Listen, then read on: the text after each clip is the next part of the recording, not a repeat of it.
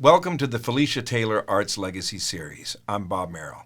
I'm delighted to be the host of this new series, which will honor the memory and life work of our friend Felicia Taylor, and at the same time enlighten the Palm Beach community and beyond about the growing diverse cultural opportunities in our community.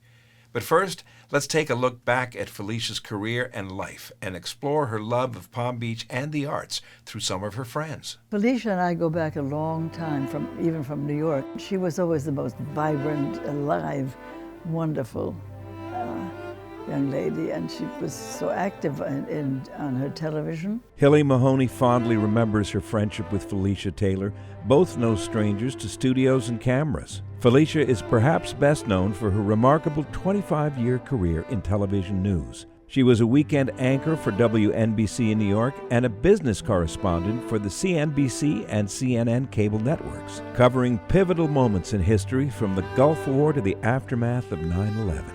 Felicia was this big deal, hotshot anchor. She was at CNN and CNBC. She knew a lot about financial news. She knew a lot about everything. So it was so fun to meet her. When Felicia needed help booking a local TV crew for a scene in a documentary featuring several goats, yes, real goats, Katie gladly helped and recalls Felicia's sense of adventure. We took the goats into the lot, getting ready with the cameras and everything to film these goats, and all of a sudden, they all ran up into the tree. So she started climbing into the tree to bring these goats down. I don't know, it was very goofy, and she's a big deal anchor person from New York, and here she is in her jeans up in the tree with the goats. Felicia's documentary Far From Home was released in 2021 to much acclaim. Felicia's mother was prominent Palm Beacher and fashion model Mary Hillam Schott, and her father was actor Rod Taylor, who starred in Alfred Hitchcock's The Birds. Felicia Taylor was a longtime resident of Palm Beach, marrying Peter Gottsagen in 2021. Together they were photographed around town, smiling and enjoying being part of the community, supporting the arts and attending many Civic Association programs together. It was a marriage made in heaven. He and she both were so happy to have found each other. This new programming was created in her honor. It is Peter Gottsagen's wish that the Felicia Taylor Arts Legacy Series will bring attention to and enhance the growing cultural institutions around town and in South Florida. We hope that the Arts Legacy Series will remind us of her. We are so grateful that Felicia's sense of caring, love for the community, and desire to give back will be carried on through this legacy. It's wonderful to see Felicia's smiling face, and thanks to her, you'll be learning about the outstanding programming from many of the cultural organizations in our area throughout this series. And what better first guest is the esteemed Dr. Philip Rylands. Philip, welcome. Thank you. Now, as the president and CEO of the Society of the Four Arts, you have a wonderful job, which I have a feeling you love. It's a correct feeling, absolutely. It's a very rich, varied, and highly cultured position to be in, and I'm delighted.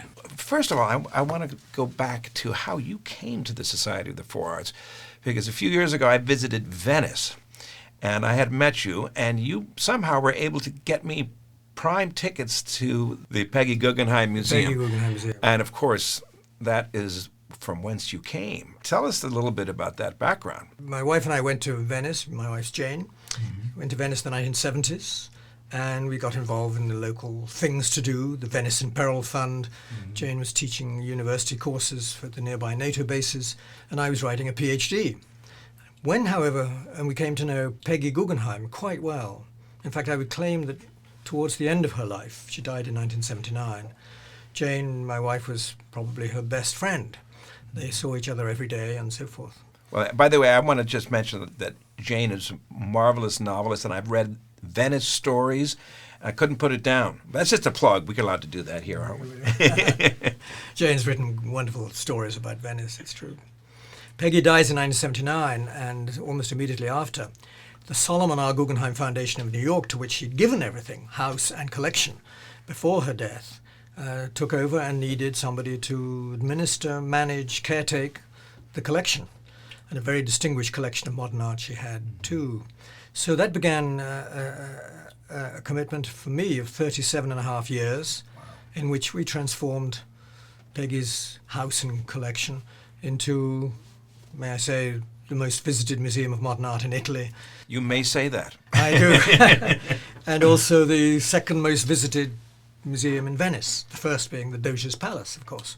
So that's where I came from. I ended that adventure in 2017. So their loss was our gain, because I can't think of anyone more appropriate for the job of the four arts. And let's quickly list these four arts, because it's art, literature, music, and drama. Correct. And people always confuse the art from the arts. So would you call it visual arts or fine arts? How do you, when you have the four pillars that we always talk about? I would tend to talk about, call them fine arts. Fine arts, not visual arts. We have dedicated exhibition galleries, and to at least 2 exhibitions each year. And they're very various in their subject matter. So, for example, coming up is a lone exhibition from Gilcrease Museum, which is a collection of indigenous native art, Native American art. And after that, botanical painting. When I go through my Bible, there's a lot of things that jump out at me in addition to the, well, first of all, the musical programs. I mean, it's curated in a way by Wuhan. Wuhan, wonderful name, is director of the Chamber Music Society of Lincoln Center. So we have this very distinguished liaison with Lincoln Center. And when you say curates, that is absolutely what she does. She makes sure the program, the season of programs the concerts is carefully calculated to be various, not to be repetitive, only the greatest artists that are on tour and so forth. So the curating of our music program is something that the Four Arts is very proud of. And there are some real highlights coming up. Piano concerts, including one which I shall be very keen to see. Jean Laflamme Beauvouzet will do a Ravel concert. Stephen Huff will play Liszt and Chopin and this sort of thing, to give you a man. On that gorgeous piano in the beautiful acoustics of the Goulman Auditorium. They are good acoustics. Now, Philip, I know that Sanda and Jeremiah Lambert have been very involved with sponsoring this concert series, and that's why it's named after them. For the first time this year, their names are on our concert series, one of our most popular series of events every season. I mean, we have dedicated concert goers, and Sanda and Jeremiah Lambert have granted their name to be on the concert series. And isn't there a great series this year celebrating the legendary composer Felix Mendelssohn? Yes, indeed. There are 4 concerts dedicated to him, and a habit of having a festival moment during the concert program each season. Beethoven and Dvorak have come before. And in particular, one of the 4 concerts will be dedicated to families and children. And those are really amusing, entertaining, educational programs. Again, all done by this time by the Chamber Music Society of Lincoln Center. So talk a little bit more about the children's programs. Children's programs involve schools throughout the county who come, and they are read to, often by one of our great trustees, Bob Forbes, to his friends. Yes. It's really a place of learning for children K through 12, and the parents love it. And the program is constant all through the year, and that and the programming of the King Library are one of the less sort of highlighted. Because they're not famous names speaking and glamorous folk and so on. But the steady work they do to bring the culture of books and of libraries and learning to children, to teens and to adults is fantastic. I'm a great fan of particularly the King Library programs, presenting books, encouraging people to think earnestly about biographies and what they call page-turners or Florida voices and so forth. I loved biographies as a kid growing up. Now, there's a whole series of lectures, a new one called Creating a Nation, and Newt Gingrich is one of the headliners on it.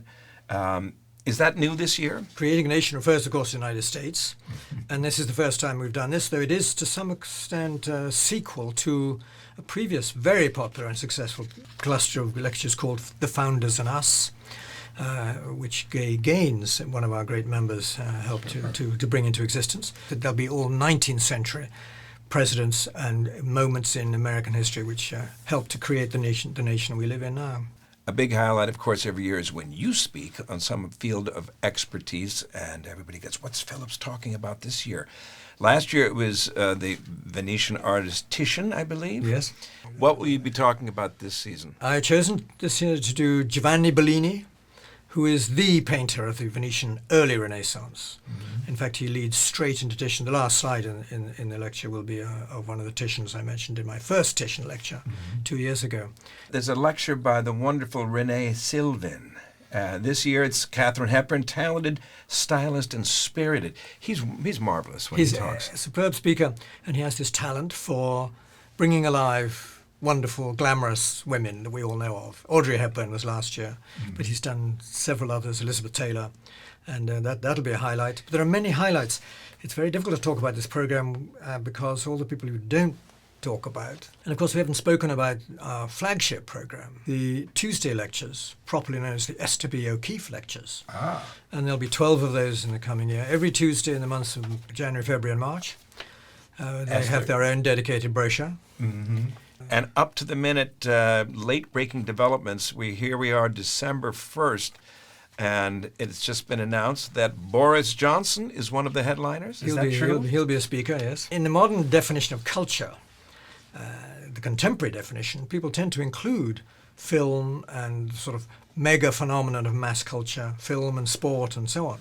This year there'll be a conversation between Martina Navratilova and Chris Evert. So we slip into the area of sport every now and then. Wilbur Ross has a new book out, and he's always great to listen to. Amy Walter, who is one of our political... Phil Graham, Senator Phil Graham. David Sinclair, from the medical community. Martina, Boris, you've mentioned it all. This is... There's rarely an empty seat in the house at these lectures. 2 Brits, not just Boris Johnson, but also Tristram Hunt will come, director of the V&A Museum in London. And we've tended to have the director of one or other major museum in each of our seasons. I think one of the reasons the Society of the Four Arts is such a revered and beloved institution is that every one of its programs are open to the public. Precisely. I think that was... we even have a slogan, which is "For Arts, for Everyone." For everyone. Punning slogan. Anybody can stroll up to the box office, to the O'Keeffe building, and get this Bible, I call it. This is, every year I get this in the fall, I go through it, I have my whole schedule set, I plan around this. Anyway, Philip, this has been a delight. Tell us a little bit about this exciting new plans. It was on the front page of the Shiny Sheet just recently. The 4 major buildings, 2 have been thoroughly renovated and restored over the past 14 years. The Dixon Building and the King Library. So it's now the turn, if you like. They've waited almost too long, their turn, the Ravensky and O'Keeffe buildings. Right. The Ravensky has the Children's Library inside, another major source of programming for young people in the whole of Palm Beach County. Mm-hmm. And of course where the galleries and the theatre are, the Gubelman Theatre in the O'Keeffe building. So they're overdue really for renovation to make them better fit for purpose. I mean, I think that's really what it's about. The galleries always lead up to handsome art exhibitions, but their support areas that you never see could be better. Likewise, the Gubelman Auditorium has no backstage. You don't know that when you sit in the auditorium and you're looking at the back of the stage, that is it. That's right. Through there you exit onto the grass outside. So the buildings are severely in need of upgrading. And the purpose of the upgrading is not just for the sake of it. It's in order that the experience of those who come to those places will be better than it was previously. So there's a great deal we can do, not to augment the programming of the Four Arts, but to make the programming we do better. Take the art exhibitions, for example. Right. In the present state of the galleries, all we can do really is import travelling exhibitions from outside. Right. Is there a day when not only will our facilities will be so sophisticated that we can proudly request loans from any museum in the world, right, but will we also have a budget 5 times larger for our exhibitions in order to to create in Palm Beach the culture of visual arts by generating our own exhibitions? Fantastic. Have you found that with all of the influx of folks that have come to our area from all over in the last few years, ever since COVID, really, do you find people, first-timers, that are coming into going, I didn't know this existed? Yes, I think the Four Arts is so well known and may I say even prestigious in Palm Beach, but little known across the lake. Exactly. That's changing. And I could add that many of them are coming from the sorts of cosmopolitan centers where they have very high class opera, exhibitions, theatre and so forth. We want to meet their expectations in the quality of the programs in the future, which in the present state of the buildings, especially the O'Keeffe building that we have, isn't very easy to do. So our vision for the future is also meeting the expectations of the newcomers from places like New York, let us say, to West Palm Beach and Palm Beach itself. Well, Philip Rylands, you are a man with vision, and thanks to Bob Guthrie, all the members and the boards. It's the public that benefits from all this, and that is why it is one of the most beloved cultural institutions in our area, just beyond Palm Beach itself. And you're a perfect guest to kick off this inaugural Felicia Taylor Arts Legacy Series. So thanks again for coming.